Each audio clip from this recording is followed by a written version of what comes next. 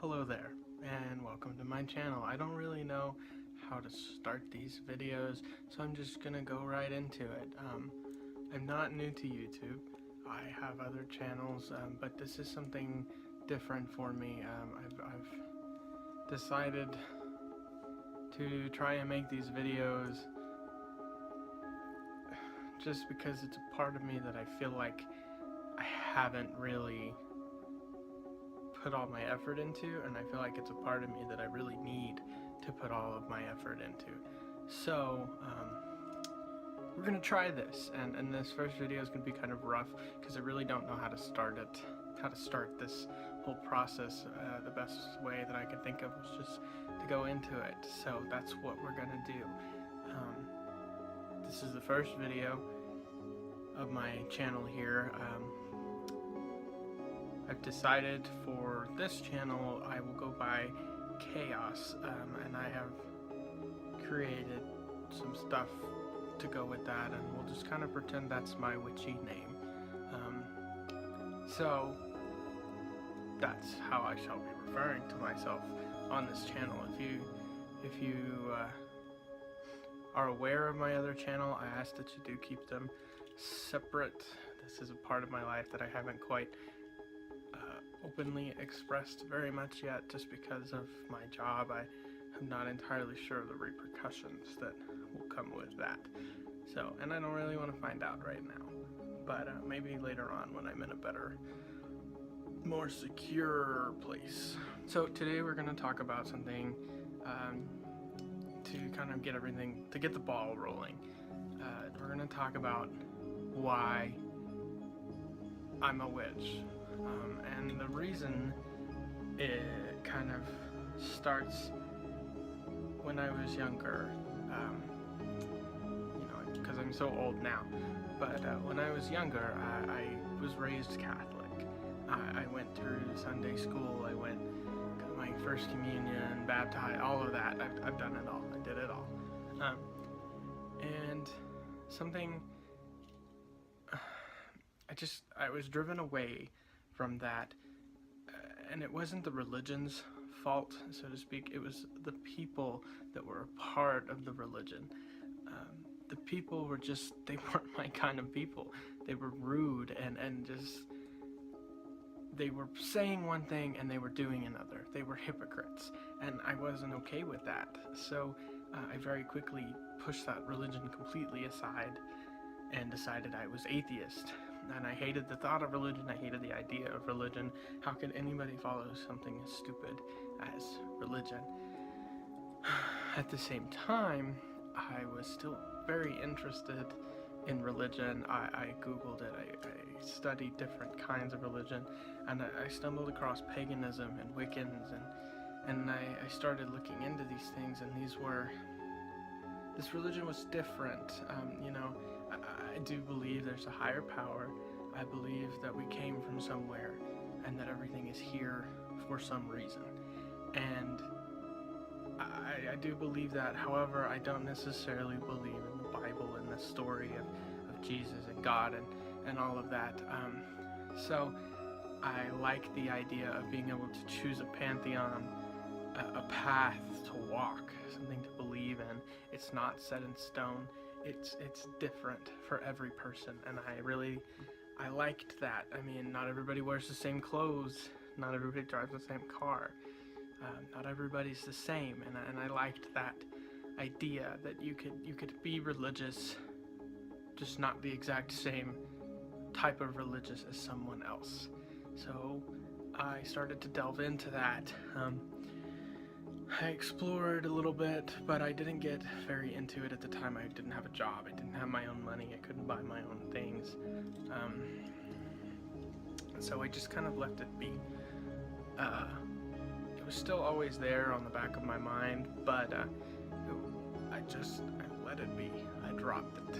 And here recently, maybe 2.5 years ago, I met a guy, I re-met a guy, so to speak. And that guy kind of changed things for me because we had similar beliefs. I later found out we were both witches, and we found a community we found friends, so to speak, and we found a store, and it just kind of started there. We just started accumulating items, and I explored YouTube. I created this channel. I watched people. I subscribed to people. I learned what I was good at. I just continued to explore, and I got more and more comfortable with it.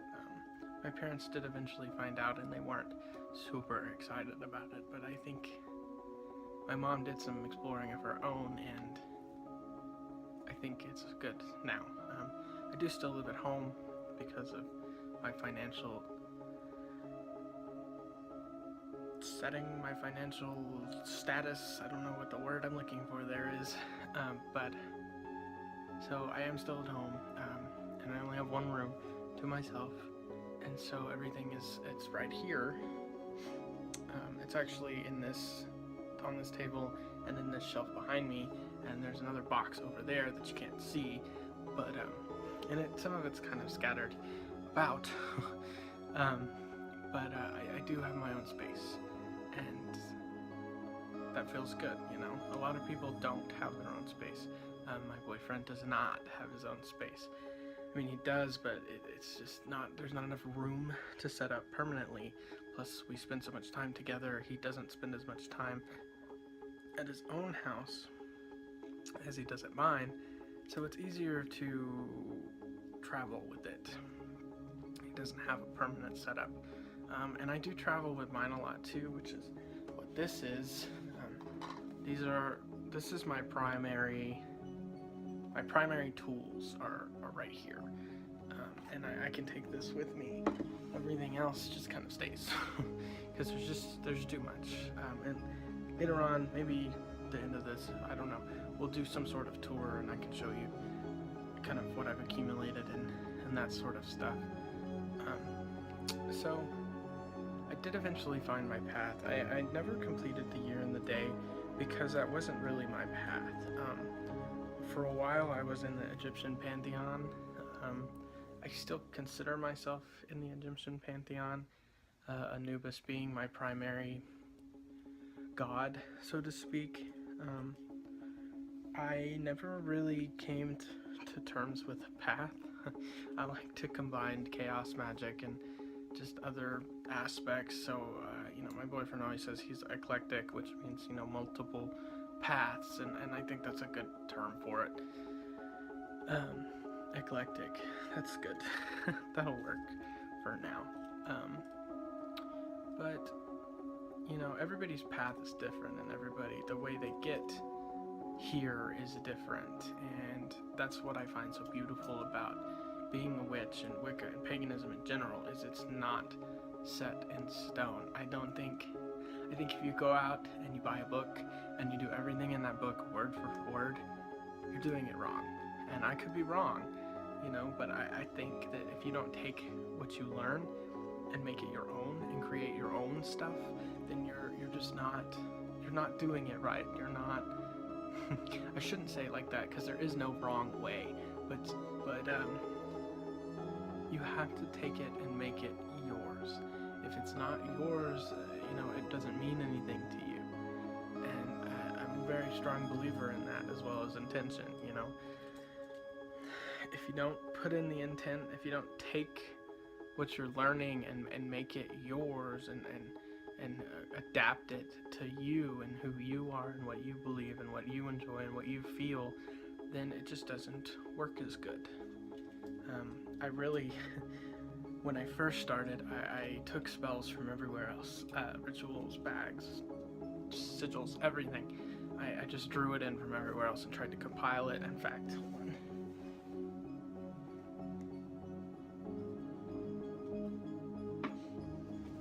this was my first Book of Shadows, and it's literally just stuff that I just printed and was like, yep, that's what I'm gonna do.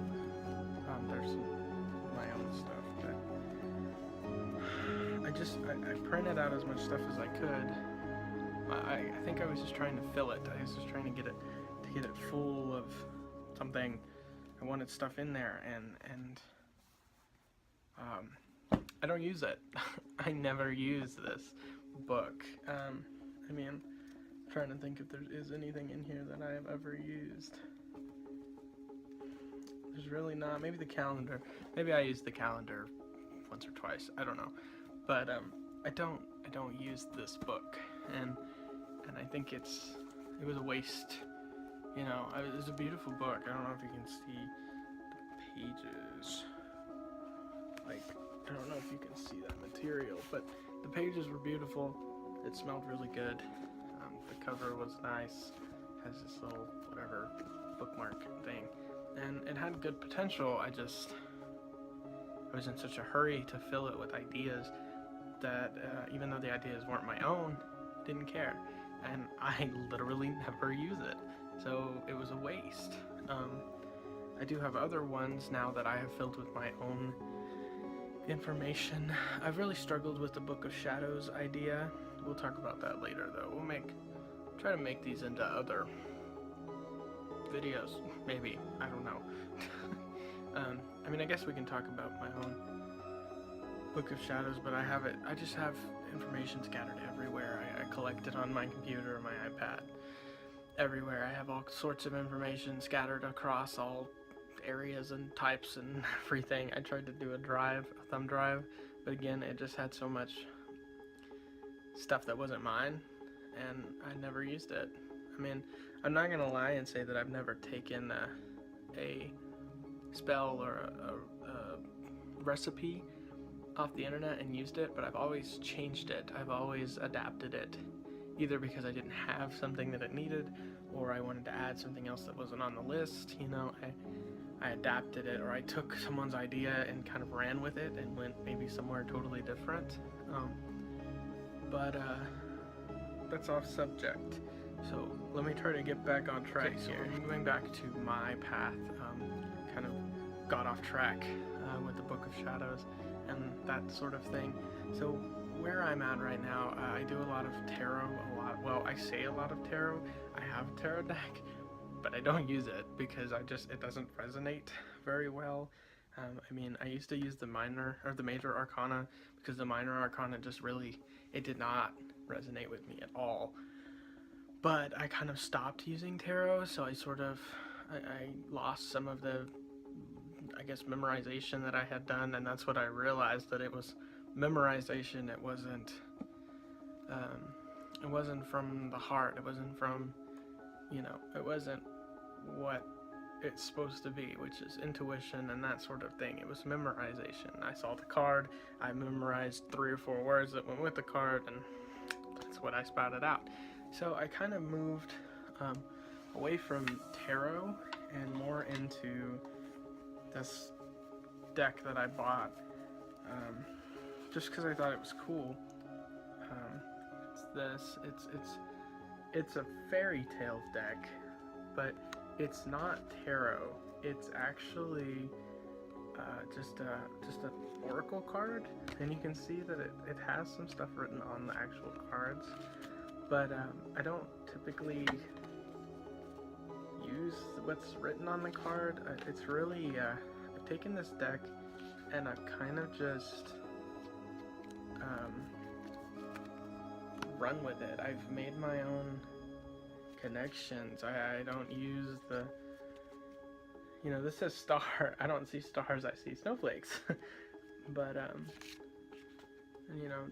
the coffin, I think of this, just a lot of these cards, the definitions, they really depend on the cards that they're around, just like with tarot. And so I just really liked the art. I don't know, it was kind of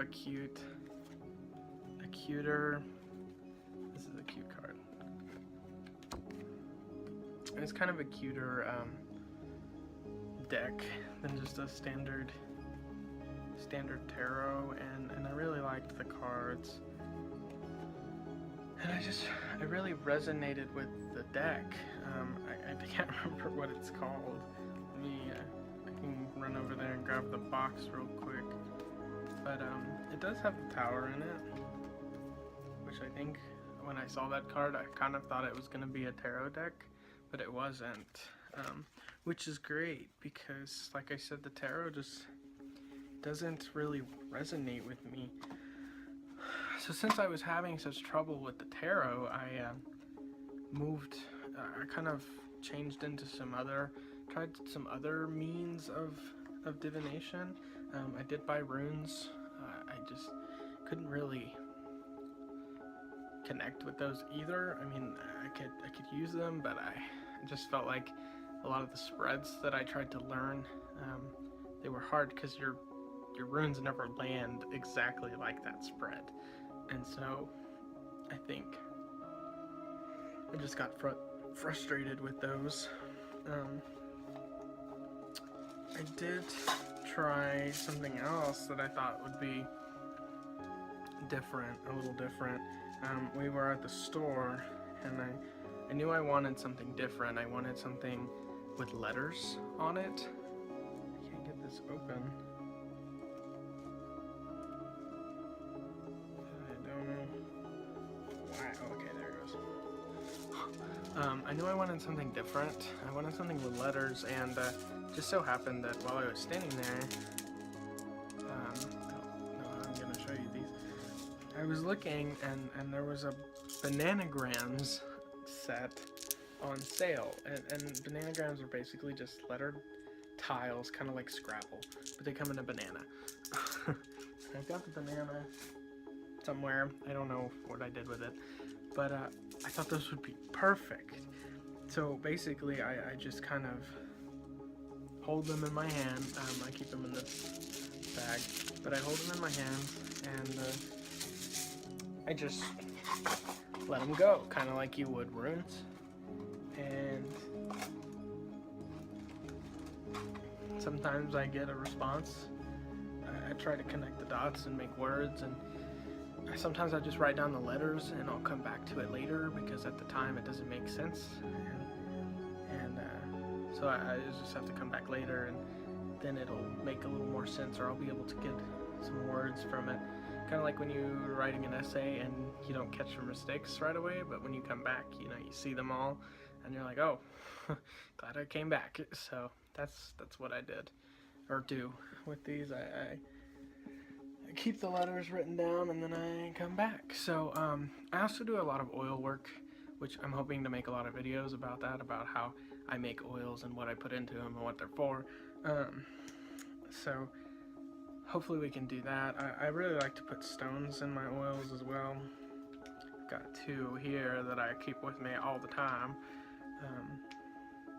There's this one, which actually, I feel like I'm doing a makeup review, but this one actually has a piece of amethyst in it, and it's got lavender, lemon, and some other things in it, but it's a roller ball, so I typically just roll it on and rub it in, and then you can smell it. You really can smell the lemon more than anything, and I call that good vibes oil.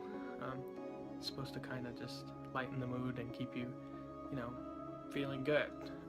I also made this, which has a piece of selenite in there, and this was a little different because of my job, which we'll talk about in a different video. It'll be a totally different topic. I'm around a lot of negativity between my coworkers and our families that we serve. It's just a lot of negativity, and not all of it's on purpose or directed at me, but I created that as kind of a void, as a sink that I can apply to myself, in which I can drain the energy from the room, the negativity from the room, and just get rid of it. The selenite that's in there absorbs the negative energy, and then selenite cleanses itself, and so the negative energy is just cleansed away in the oil. So it really takes care of negativity, and that negative energy that I get from my job, and I use it sometimes when we go out, just because I am generally not I don't know, I don't always have a cheery disposition. People stress me out, and so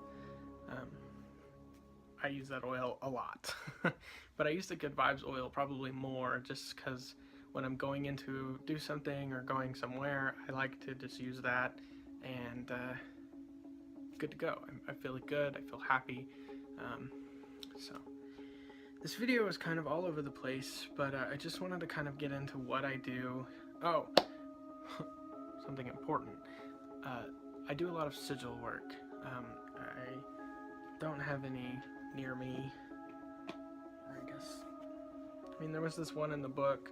This is an early one that I did back when I was trying to figure out how to do them. You know, again, I was doing that thing where I was pulling all these methods from other places, and none of them were working, and I just couldn't figure out why. And I learned very quickly that I was pulling them from other places, and that's why they weren't working. They weren't mine. They weren't those methods. They just weren't working for me. And so once I came to terms with that, I don't know why this book has nothing magic in it at all. So I don't know why it's over there. But this is my scratch pad. Basically, I get to the point where I draw them, kind of like that one, and they don't have a meaning. I don't know what they're for yet.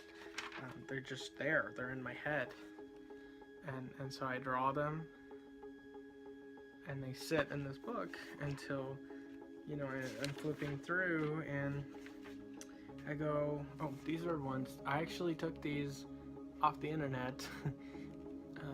They're directly off the internet. They're not mine, but I do use them quite a bit.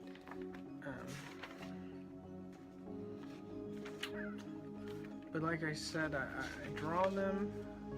Gosh, I have so many in here that don't have anything. I mean, they're just doodles, and I don't know what they're for. But when I find out, I will, you know, I will write that down. I'll name them. I'll make sure that they're named. I started doing chains as well. These are keys. They're spiritual keys that I tried to use in the astral. I just recently started working astrally, so I'm not the best at it, so I haven't been able to use these keys yet. But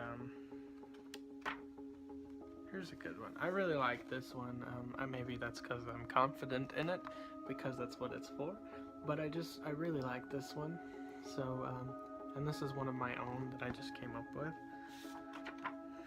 And I have so many of them that I just pull out of nowhere. When I need one, I just draw one. And I've also downloaded a couple apps on my phone that allow me to do them digitally now.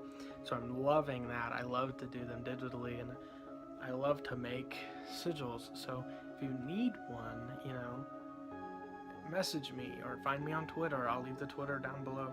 You know, let me know what you need it for. Give me what's going on. Tell me what's going on, and I will pop you out one, so to speak. And if it doesn't resonate with you, then we'll scrap it and we'll start over, and we'll find one that does. So again, we'll probably go more into detail with that later on, but that's kind of my path and where I'm at. So I hope you've enjoyed. I hope you weren't bored out of your mind. If you were, you probably have already clicked away by now and you didn't even make it this far. But if you did, I appreciate you taking the time to watch this. This is something I've wanted to do for a really, really long time. And I'm hoping it goes well, and I'm hoping to stay consistent with it. I have time right now. I'm taking a little break from work to do some school stuff. I'm about to graduate here in May, so lots of stuff going on. So again, thank you so much for watching. I hope you've enjoyed. Leave a like, subscribe, you know, find me on Twitter, follow me, you know, talk to me. I want to know you. I want to get to know who you are and what you do and where your path is. And if you don't know where your path is, or you need some help, you know, talk to me. I can't promise that I can lead you, but I can most certainly help you. And I hope, you know, you have a wonderful day, and that your energy stays good. And, you know, just remember, if you send out the positivity, you'll get it back. So thank you so much for watching, and I'll see you in the next one.